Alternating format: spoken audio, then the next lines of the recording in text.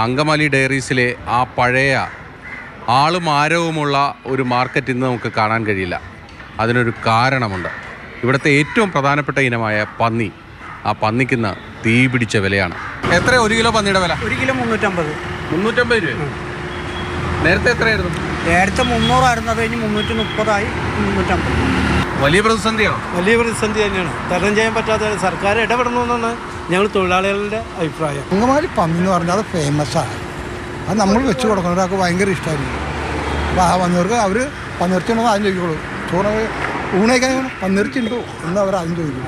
അങ്കമാലിയിലെ പോർക്കിൻ്റെ main സ്ഥലം, അവിടെയുള്ള വില കുറയുന്നത് 2 മാസം കൊണ്ട് ഒരു 70-80 രൂപ ഫാം റേറ്റ് കൂട്ടിയിട്ടുണ്ട് ഫാമർ. ഇത് ജനങ്ങൾ മനസ്സിലാവുന്നില്ല.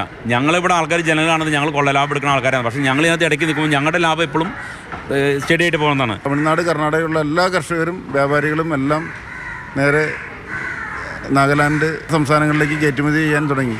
ഇവിടുത്തെ വിപണിയേക്കാളും 200 രൂപ കൂടുതലാണ്. പാസഞ്ചർ ട്രെയിനിൽ തന്നെ ഒരു കമ്പാർട്ട്മെൻറ്റ് ഏകദേശം 3.5 ലക്ഷം രൂപ വാടകയ്ക്ക് കോയമ്പത്തൂരിൽ നിന്ന് നാഗാലാൻഡിലെത്താനുള്ള സാഹചര്യം റെയിൽവേ അനുവദിച്ചുകൊണ്ട് വളരെ സുഗമമായിട്ട് തന്നെ ഈ വ്യാപാരം അവിടെ നടത്താൻ അവിടുത്തെ വ്യാപാരികൾക്കും കർഷകർക്കും സാധിക്കൂ. അടുത്ത ഞായറാഴ്ച പന്നി വാങ്ങാൻ വരുമ്പോൾ ഈ ബോർഡിൽ 400 രൂപ എഴുതി വെച്ചിരിക്കുന്ന കണ്ടാലും ആരും ഞെട്ടരുത്. ക്യാമറമാൻ അനീഷ് തോട്ടക്കാരനൊപ്പം ബിനിൽ, മാതൃഭൂമി ന്യൂസ്, കൊച്ചി.